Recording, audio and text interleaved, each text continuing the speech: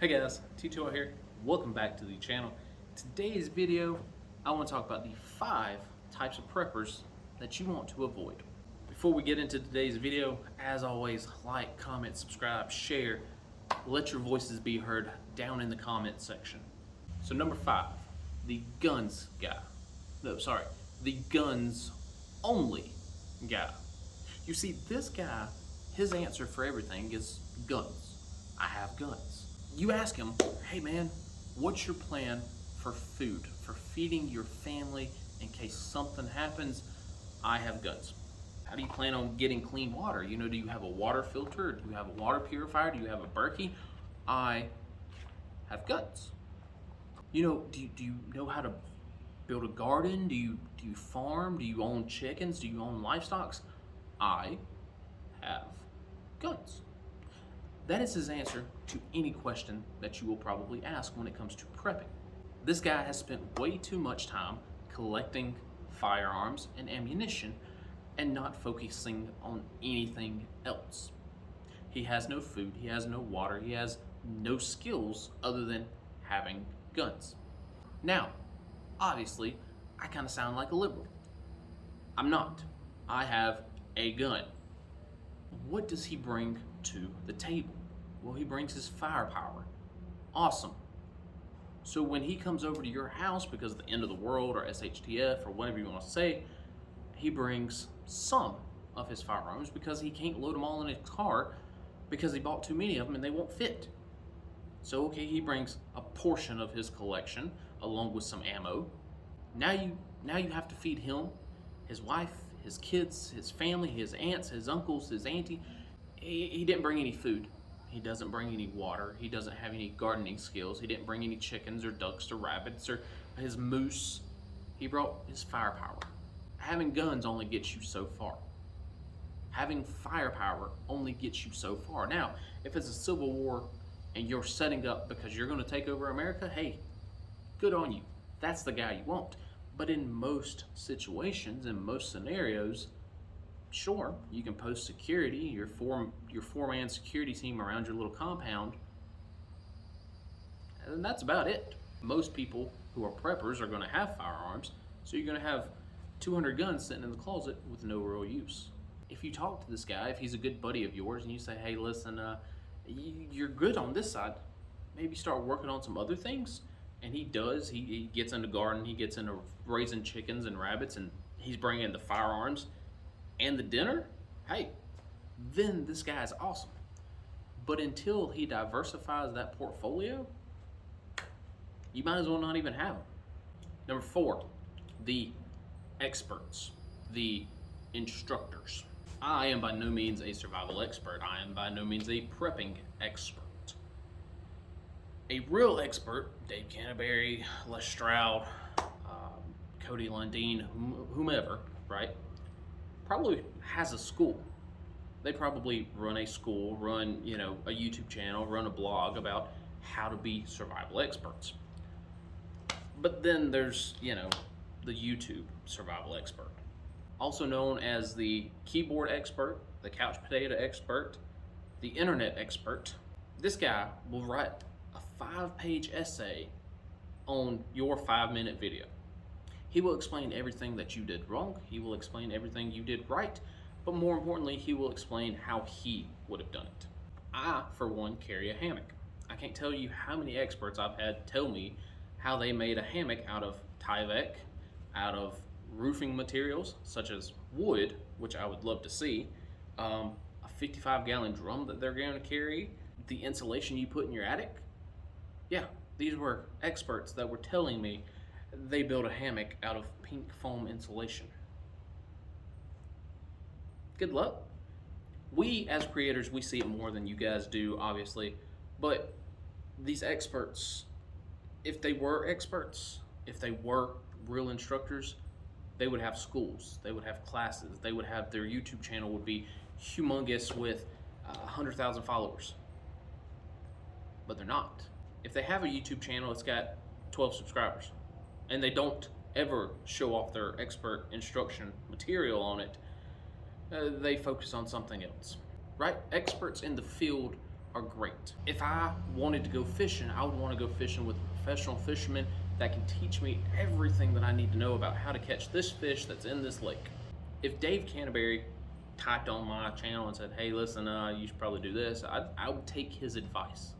I'd say, okay, awesome advice, thank you for it. This is why I do what I do, but I appreciate the advice and I will take it into consideration. Then you have the internet experts. Chances are these people are all talk and no action. If they were action, they would put a camera in front of their face and they would record them doing the things that they tell you that you should be doing instead. But they don't. Number 3, the over-under guy. Now this one has 2 parts. So the over-under.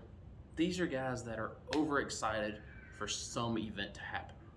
SHTF, Civil War, World War III, they're excited, right? They want it to happen so they can prove themselves out here in the woods acting like Grizzly Adams.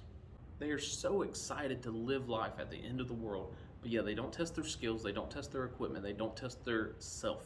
These are usually younger folks. I was an over-under guy when I was 18 years old. I'll be honest with you. 18, 19 years old, I thought, man, dude, SHTF ever happens, I'm leaving base, I'm going to hide off in the woods, it's going to be awesome. I'm going to hunt, I'm going to fish, no one can tell me what to do, awesome. And then reality hit. Reality is, where I was stationed at, gets negative 73 degrees and it freaking sucks. The over, excited, so excited. Underprepared, not having the right prepping supplies. So the over-under guy is usually young and usually they grow out of it. But some don't. And that brings me to the subcategory of over-under. These are guys that are over the hill and still underprepared. Now, what do I consider over the hill? 30 years old, 40, 50, 60 years old. What do I mean by over the hill? If you go home and you fall asleep on your nice $1,000 mattress and you wake up with a cramp, you're probably over the hill. If one day of yard work puts you down for 2-3 days because, oh, my back hurts, or oh, my knees hurt, or oh, my legs hurt, you're probably over the hill. The over-under, young, excited, bright-eyed, bushy-tailed, when I see them with a 60 to 80 to 100 pound pack, I think, damn, that's going to suck to carry. But they're young, they're 18, they're 19 years old, they can do it for multiple days at a time. 18-year-olds are damn near bulletproof. If I do it, or somebody that's 30, somebody that's 40, somebody that's 50 years old, picks up that same 100-pound pack and tries to ruck with it, I don't know about you guys, but I'm going to be down for at least a day, 2 days with it. And so people are supposed to mature with their age. People are supposed to get wiser, get more smarts to them. But unfortunately, that doesn't always happen. So you get the over-the-hill underprepared. They will have a 100-pound pack and be 50 years old and think, I can ruck 50 miles with this thing. Are you sure? Because, Chief, you can't walk to the mailbox without breaking a hip. So what makes you think that you're going to be able to ruck 50 miles come some sort of SHTF? Now, if they lower their pack weight, if they bring up more discernible skills, if they, are more prepared, then they lose this category. They've come out of this category. If I see a 90-year-old man, he's got a 20-pound pack like this, and he says, I'm ready to bug out. Hey, awesome. I believe that man could probably carry this pack. But what I don't like seeing is a man that's 90 years old with a 100-pound pack. It's not going to work. It's not going to happen. If your buddy is 50 years old and he says, hey man, I'm gonna hike to your house, come SHTF. Okay, we live 50 miles apart. Chances are you're not gonna ever see him if he has to walk on foot. So you don't have to worry about avoiding him. Chances are he's just not gonna be able to show up. Number 2, what I believe is the biggest prepper to avoid, that is the military intel / fear porn prepper. We saw it a lot last year, 2020, with everything going on. right? These were prepper pages, prepper YouTube channels that you would think that they sit right-hand man to the president, because the crap that they were putting out, my God, it was worse than the news. We were going to war with North Korea. We're going to war with Syria. War 3, Civil War 2. 10 million people were going to die from the plague. Martial law being declared. All of this terrible information came out last year. And it was back to back to back to back to back to back. Right? They didn't say, hey, listen, I was wrong about the war with North Korea. You know, I apologize for that. Or, oh, I'm sorry.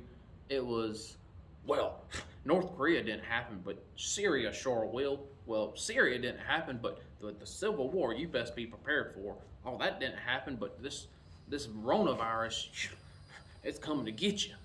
3 million people are dead tomorrow. Obviously, most of that crap didn't happen. But yet you have pages and you have channels out here that promote the fear porn aspect. That's all they live for. The military aspect. Listen, let me break this down for you, okay? These channels don't know their asses from their elbows when it comes to military intel. So when they post a video, we're going to war with North Korea. No, we're not. Because if we were, you wouldn't be putting it on the internet. If they were military and they put something like that out there, they would quickly be taken care of. So no, we don't post our military secrets and who we're going to war with and what, X, Y, and Z on the internet. You see a channel and it's promoting, oh, the next war. Yeah, chances are they're just doing it for show. Obviously, the reason you want to avoid this guy is because they're wrong 99.9% of the time. And when they peddle crap and they just stir that pot, that's not going to help you. So let's say they are part of your group, they are part of your little get together, your whatever you want to call it. That's all they know. All they know is how to promote fear. Promote fear porn. So now they're going to run around going, oh, this little community over here wants to attack us, wants to kill us. You best listen to me.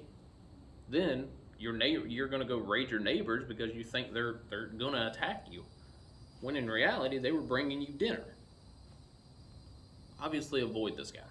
The number one type of prepper that you want to avoid is the better than you / the one-upper. Now, what is this guy? This is the guy that posts and comments on all these Facebook pages, on all these YouTube channels, and he's always one-upping you. He's always one-upping anyone that posts anything. According to him, he's the biggest, best internet prepper in the world. Chances are, he's lying.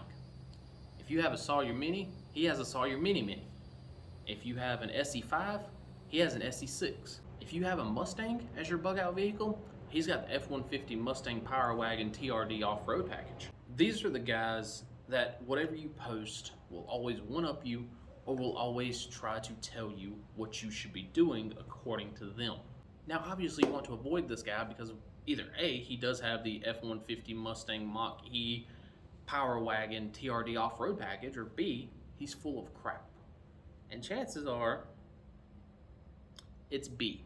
So if you invite this guy into your group thinking, okay, well, he's gonna come bring all of this awesome stuff that we're gonna need, he's gonna bring his animals, he's gonna bring his farm, he's gonna show up with nothing more than a haversack bag and say, okay, y'all, you guys are gonna feed me, right? Because, all that stuff got lost, all that stuff got stolen. So yeah, obviously you want to avoid this guy. That was my top 5 list of preppers to avoid. There's a little bit of each one in all of us. I'll be honest with you. Was I the over-under guy? Yeah, sure. Was I the fear porn prepper? I try not to be, but some things do lean towards the fear porn side. Am I the one-upper guy? Again, I try not to be, but do I think that if you use the Sawyer Mini, you would love the Hydro Blue? Absolutely. Is it a little bit better? Yeah. That's why I promote it more than the Sawyer Mini. But I don't care. As long as you are out here prepping, being better for yourself, being better for your community, I don't care what you carry. So there is a little bit of at least one of them in all of us. But when that becomes your whole personality, especially on the internet, especially on YouTube, on Facebook, It disrupts the prepping community. It disrupts the prepping process. Your whole goal in prepping should be to help build your community, to help your neighbors, help your friends, help your family be better at prepping. Your whole goal is not to, oh my God, you're an idiot because you use an SE5 when you can buy an SE6. That's not the whole goal. The whole goal in prepping is to help out your community. So definitely try to avoid these 5 types of preppers. And if you are one of these 5 types of preppers, quit being a dick. That's all I can say. If you are one of these 5 types of preppers, you were probably offended by this video. Be better. I'm going to work on being better. I'm going to work on being less fear porny. I'm going to work on being less one-upper. I don't think I am, but some might say I am. So I'm going to work on being better. Hopefully you guys do the same if you are one of these types of preppers. All right, guys, is there any more types of preppers that you should avoid? If so, let me know down in the comments section. Hope you enjoyed this video. Agree, disagree, as always, put it down below. Let your voices be heard. That's all I have today. T2 out.